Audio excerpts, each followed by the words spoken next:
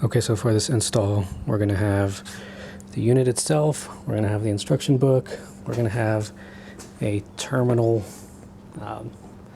block here to put the terminals onto the wires. We got two fuse blocks. Now these I bought at 60 and 100, but I also have some 70s in that bag here because it seems like 70 is more appropriate from what I'm hearing in the feedback. And then we have the terminals, and then we got a bunch of different wiring. So those are all the parts that we're going to use for this install. So the first question is, where the heck do I install this thing? So the primary battery is over here on the right side. The secondary is in the back left corner there. I don't see a lot of room, and it asks for some room on the side. Now it says about 6 inches, give or take, for ventilation and all that. And I'll be honest, my first thought was just to stick it right here on the fan shroud. And if I hadn't found another spot, that's probably where I would put it. I don't think it would really be a problem. It's got plenty of ventilation. It's not in the way of anything, but I decided that I was actually going to put it over here. So there's some space. I also have this spot here, if you can see in the kind of front fender area, but the horns are there. I didn't want to mess with that, so for me, I'm going to put it right here. And I checked. I know I'm holding it odd, but there is actually, if I keep it straight, there is enough clearance to get the airbox. So it's going to go right behind the airbox. It won't impede the function as far as I can tell. There is decent space on all sides for ventilation. And, you know, this is also very specific to my vehicle. So, you know, your vehicle obviously is going to be way different than mine, but that's where I'm going to put it, is right behind the airbox. Okay, so obviously the first step is going to be to remove the airbox because I just don't have enough room to work with, and I need to make some holes on the side of it. Well, it's not really the, I don't know what you would call this, the side of the engine bay. So let me take the airbox off. Alright, so the airbox has been just moved out of the way here, and that gives us a lot more room to figure out where this box is going to go. So I'm thinking I want it a little bit down enough that the wires aren't sticking out too far, so maybe about right there. Now it is going to be hanging on two because it doesn't go far enough. If we get this light here, so it doesn't go far enough, the metal anyways, that there's going to be any, you can see it stops right here. So it's going to be basically just held on by two screws. So there's one in that corner, one in this corner, and these ones are just going to be free floating, but you know, I get that that's not optimal, but in my case, that's kind of all the metal I have, so I can only put two screws in. So let me put this down and kind of really figure out where this thing's going to sit. So just as an aside, these are the screws that it comes with, and I'm going to be honest, I don't feel 100% extremely confident in these, so at some point I am going to replace these with something a little sturdier, but just for the purposes of installation, I'm just going to use what I came with. They don't look to be the greatest quality. I mean, I guess they're more for tapping into things than holding. I may put like some kind of, I don't know, nut and bolt system afterwards, but I'm just going to show you with this. But I didn't want to point out that I don't have total confidence in these for a long-term install. when, especially since it's going to be hanging and the weight's going to be on them and there's only going to be 2 of them. So for my purpose, I'm going to end up replacing these with something a little sturdier. For you, if you just have them up against, you know, inside the cabin or something, up against a piece of plywood, this may be completely unnecessary. But I did want to point out that if you're not comfortable with this, plan on adding something a little sturdier afterwards. So I realized once I was getting ready to drive these screws in that I actually lent out my bit set. So what I did was I just drilled a little pilot hole, and then I dug through kind of the trunk drawer in my toolbox and found one single bit that fits the screw. So I'm going to I still drilled the pilot hole, small ones, just to kind of keep things aligned because it tends to slip and slide on sheet metal like that. But now that I found the bit here, because I was going to do it by hand, that sheet metal's too thick, can't do it. So let's hope that this one bit that I have here at home works. Okay, so I'm only going to say 2 things about this step. Number 1, if you have someone to help you, get help. 2, get one of these little extendable magnet things. I dropped, so the screw on this side here was not a big deal. The one on this side, holy cow, I dropped it a bunch of times. Actually, one of them still down there, so I can't find one of them. But luckily, I'm only using 2 out of 4, so I had extras. But just stop what you're doing. If you don't have one of these, get one of these. They will make your life so much easier. But in any case, it's on. Like I said, I'm going to eventually replace the screws, but for now, it seems sturdy. And I wanted it this spot exactly because there was already like a natural bend in the wires, and it goes even with the top of this thing. So there's already a loom here with some wires in it. I'm going to use this kind of area. Since there's already a loom here, I know nothing's going to hit it. And I'm going to use that natural bend in the wire to just run the wire straight across. So that was the reason I chose the depth of that spot. So let me put this airbox back on, mainly because I want to make sure everything fits, but also because I just don't really need access to these. That's a completely different system. So I'm gonna put the airbox back on, and then we'll see how everything looks. Okay, so yeah, it actually fits. I can take the box on and off, the air filter box here, on and off. I would say there's plenty of ventilation on both sides. I mean, I know they say, you know, 5.91 inches on all sides or whatever. I think that's pretty close. I know there's a bracket there, but so that's probably the most difficult part of the build, to be honest, is putting it in a good spot.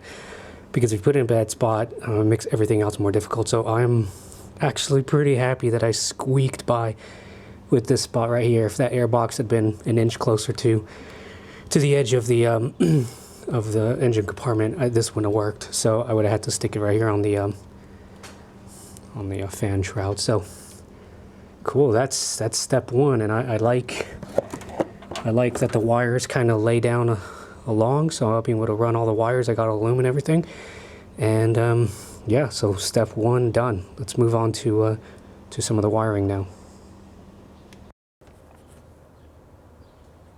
Okay, let's pause here for a second, just for a little caveat. So this is, well, the second battery. So the second battery is actually under that panel. If you get, sorry, it's dark over there. If you get a second battery from the factory, it's going to have stuff on it.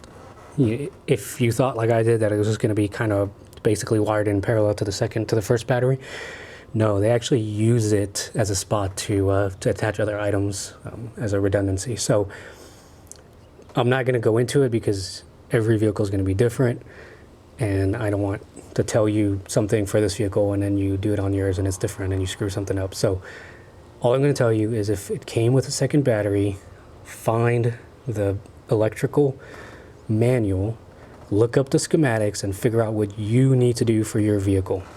What I do is not what you should do because we probably have very different vehicles. But I had to put that caveat in there. So what you see me doing for the wiring, just as far as the built-in stuff, the factory stuff, completely ignore it because it's not relevant to your vehicle.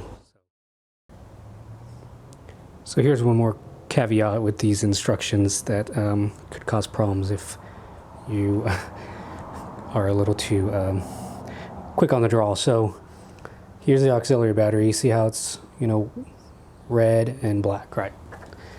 And then you go to the solar panels and it's red and black. And then you go to, or when I say red and black, I mean there's one red wire, one black wire, not these color coded because it goes to different color codes. Coming out of the box, I'm talking about positive and negative, right? One positive, one negative. Then you come over here, one positive, one negative. And then afterwards, you see how they're all connected though?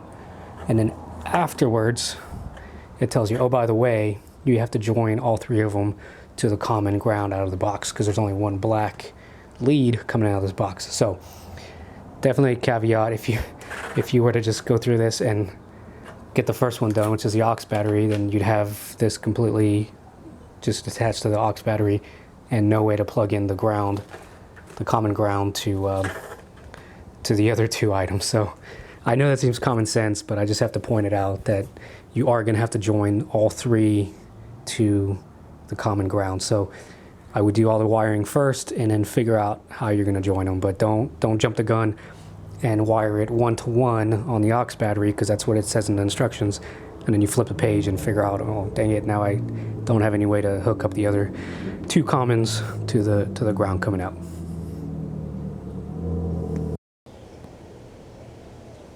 Okay, let me show you what I'm going to do. Again, ignore this because yours may not have this as a factory 2 battery car. So if you're just going from scratch, you're not going to have any of this. So ignore this. I'm just going to explain what I'm doing and you fit it to your needs. So this is a giant bus system. It comes off the positive and then the negatives over here by its lonesome.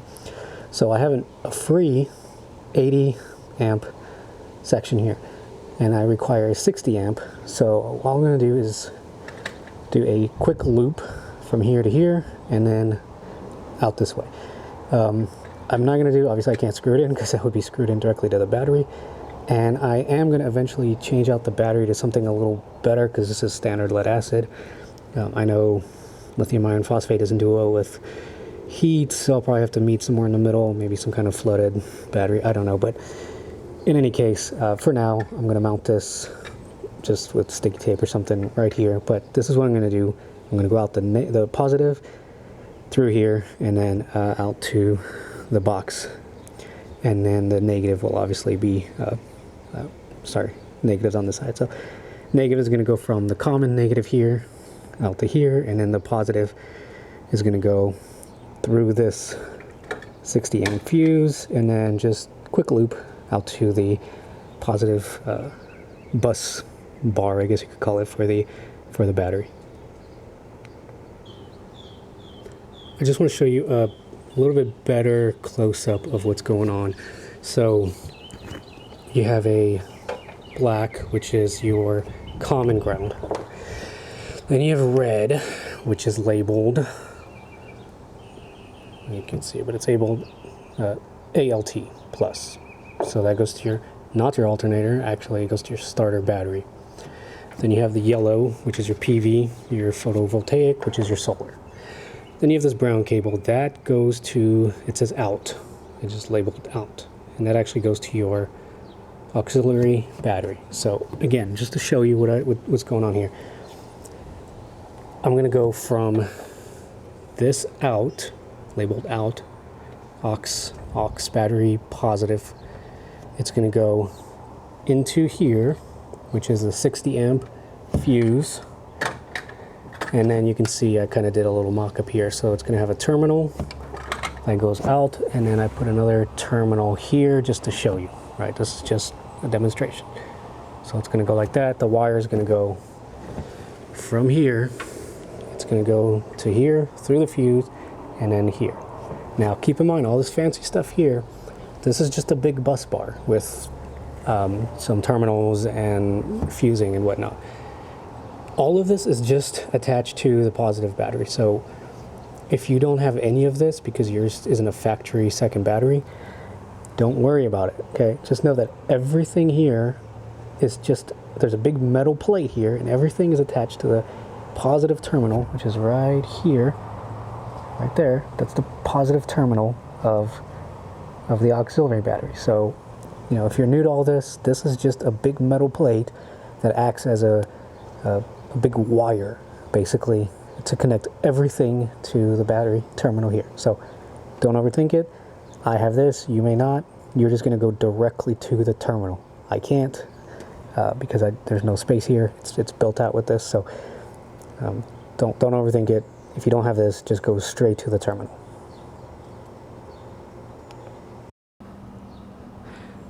Okay, let me explain the terminal side of things. So per the instructions, we're going to use a 6-gauge cable for the auxiliary battery.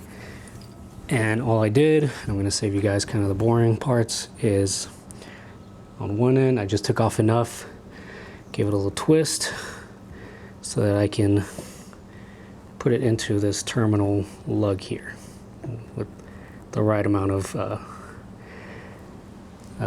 distance, so you don't have any separation here. You don't want it to be like loose like that. You want it to be nice and snug right here.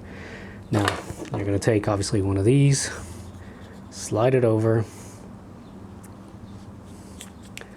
and then heat seal it after it's crimped, right? So put this on first, gonna move it off, and then what I'm going to do is I'm going to take this, which is a crimping block, and it's nice because it's spring loaded. So all you do is you set your terminal in there.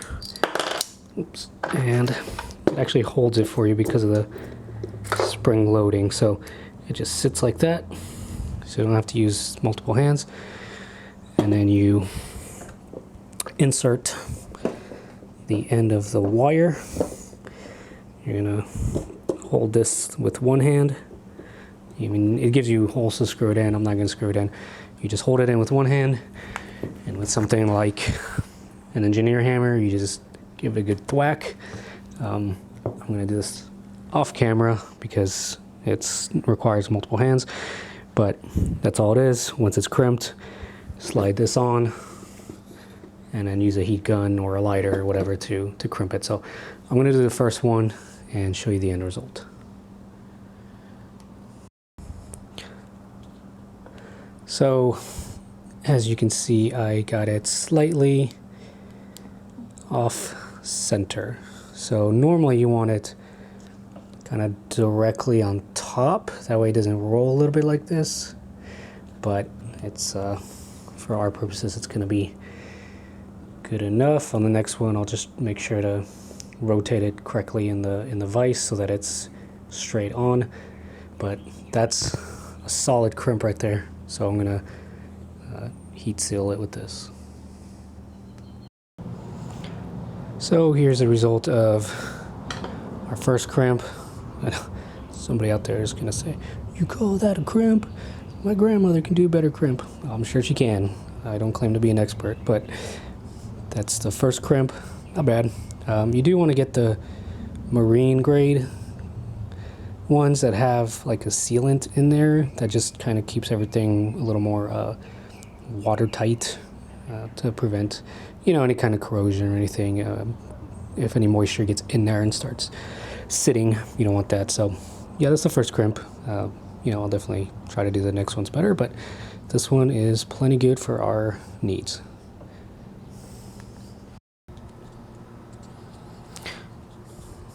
There's a second one. You can see it's better.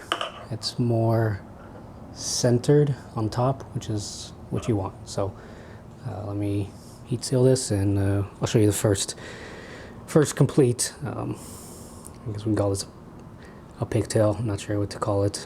Probably not a pigtail, more of a short run. Alright, so that's kind of the first setup. Keep in mind, I know some of you are going to point out, and rightly so, that I don't have the negative terminal disconnected yet. What I will point out is I do not have a fuse. I took out the fuse, so for this mock-up here, just to keep it safe, I completely took out the fuse. So next I'm going to go from that terminal right there to figure out the run that I need to connect to this. So I have my length of cable here, and I'm going to just kind of figure out how long it needs to go from that terminal right there to the end of this cable. Just a very quick tip here. The cable is going to have some sort of memory to it. So just to make your life easier, you see that the terminals here have a bias, which means they're lower on one side than the other, right? So from the top you can't really tell, but there is a bias. So you're gonna have to put this side down in this case, or sometimes it's this side down. It just depends on the shape of the item that you're attaching it to. In my case, because the little exit port here is lower, I actually want this to be on the bottom side, because if it's like this, it's actually gonna hit the top here. So just use the memory of the cable to your advantage, right? So for me, it's gonna go here and then run this way. So I'm gonna just use the memory of the cable to my advantage. That way I don't have to like force a new memory, just set it down and it's gonna automatically go the way I want it. So just a quick tip for you. Okay, so let me just take a break and show you where I am now. So I made this side that goes to that side, and then on the other side I am going to actually solder them together, just because I have a soldering iron. So just to make a better connection, I'm going to solder this. Now I need to slip on the section of sorry if you can hear the dog, sorry about that, but I'm going to slip on the section of heat shrink first, and then I'm going to add some solder and then solder it, and just show you the final result. Okay, so I'm not going to horrify anybody with my awful degenerate soldering, but I did put some solder, and I put an extra long, you can see it's right there in the middle, I put an extra long piece of shrink wrap. Of course, this is also the marine grade, so it has the sealant in there. And again, no fuse, so I'm not electrically joining anything yet. And as you can see, basically our first run is done on this side. So the positive out from the unit to the positive on the auxiliary battery. So our first kind of our first section is done. I'm going to leave the negative stuff for last, because you do have to join kind of all of them at the same time, and I don't want to be joining anything electrically till the end. So first I'm going to do all the positive, and then just for safety I'll do all the negative at the end when I've had a chance to undo the negative battery on both, or the negative terminal on both batteries. And again, if you're wondering why I haven't done it, well, if you can see, the truck is just kind of nosed into the garage. I do not have dedicated garage space, so anything I undo I have to redo. So just for practical reasons, I'm going to keep everything that I do kind of a mock-up electrically separate, and then at the end I'll join everything electrically, just for safety reasons. So if you can dedicate the garage space and undo all the negative terminals right away, definitely do that. I'm not going to tell you not to be safe, but if you're wondering why I haven't done that yet, that's why. So I'm going to save all the negative common stuff for the end. Right now, the first positive to the auxiliary battery, that's done. So now we move on to the next step. Okay, let me kind of show you what I have planned for the starter side. So as you can see, this one goes down. This is the box for it, and everything goes down here. So like that, everything goes down, whereas on that side everything went out this way. So here I don't want to drill holes or anything on the side, so I'm going to follow the already established pattern. Everything goes out and down this way. And I'm just going to stick it to that one. I believe, could be wrong, but I believe that screw lets you take off the whole shebang to change out the battery. So that won't really cause any problems to change out the battery. I mean, it's just going to, you know, you just move that out of the way when you undo that screw and lift that panel up. Let's talk about the fuse. So I have it sitting on top of the fuse box right there. That's probably where I'm going to put it. But what I notice is whenever I watch videos for people that are installing like auxiliary panels, I don't remember the brand name, but you know, where you have all the kind of upfitter switches inside to turn on things, and it's all fused back to a panel in the engine compartment. It's usually like screwed onto the top of that.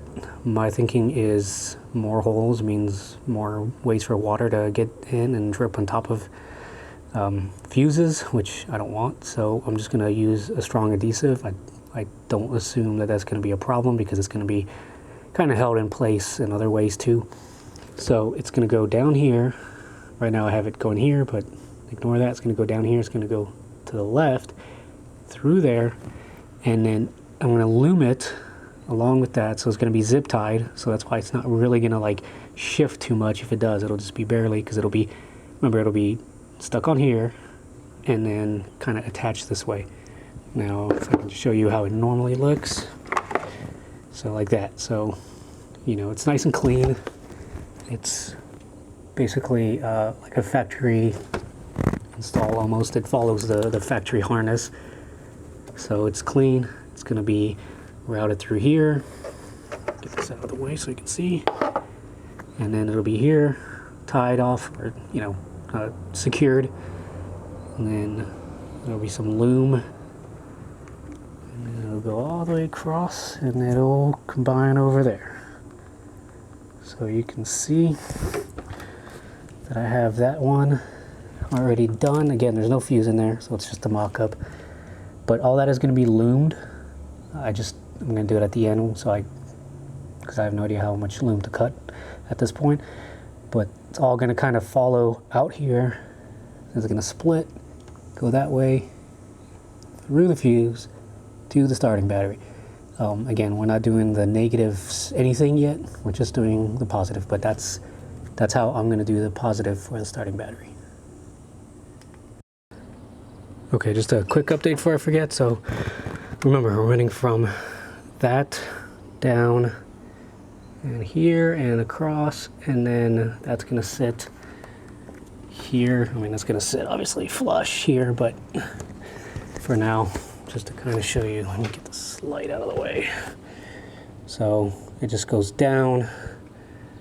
So when this thing is down here, it'll be nice and clean. And I'm sorry that the lighting's not very good, but so it'll go down here, it just comes back across, and then this, it's just gonna sit like that. And then I'm gonna run the second half of it back to the other side to join the actual unit. Okay, so I just wanna, again, another caveat. I didn't screw up, but it's close. So check this out. It goes here and then it goes across. Sorry for the glare. And then it goes across, and you can see I do not have much room to spare. So I think I ordered a 10-foot run just to go from one side of the compartment to the other, minus that section that goes from this box out here. And it's close. I mean, I probably got a foot or less total excess. So don't be scared to order a little bit more. A couple of dollars will save you a lot of dollars in the long run if you have to reorder a longer entire run. So another tip. Okay, so I'm gonna show you this before I loom it, but you can see it comes out of there, goes around, and then back to the starting point. I am gonna put a loom on it just to clean things up while I'm here, but I wanted to show you how it's run prior to me doing that. All right, so you can see it's loomed from the end of that fuse block right here, and it goes here, it goes along. I just loosely zip tied it for now, and then it comes out here. So this is my excess, but I just wanted to do this now just to kind of keep things clean so this thing isn't drooping all over the place. That helps me figure out what the actual length is. If it's drooping all over the engine compartment, then you might cut it the wrong size because you're trying to figure out what the final size is going to be. So by doing this now and getting it kind of loosely zip tied, at least I get a better idea for how long it actually has to be, and that just gives me a more accurate cut because I can only do this once. Otherwise I got to buy a whole new length of wire. Okay, let me kind of give you a pause and show you where I am. So I finished this the same way I did this one. I actually joined the small and large wires, and then I put everything in a loom here. I split it. The loom's running across. Here's the deal. I need more loom because 4 gauge does not fit doubled into the loom. So the positive and the negative are going to each need their own loom, which is fine, but I got to order more. And came across a situation where this is all my mistake. So that backside, they don't come straight out, they actually go down this little ramp here, and I cannot get enough bend in that terminal that I put to clear this. So what I'm gonna have to do is, I laid it how it is. There's a nut right there that is gonna attach to, and it actually has a built-in channel which comes out here. So this built-in channel here, but I need to basically redo from here to here.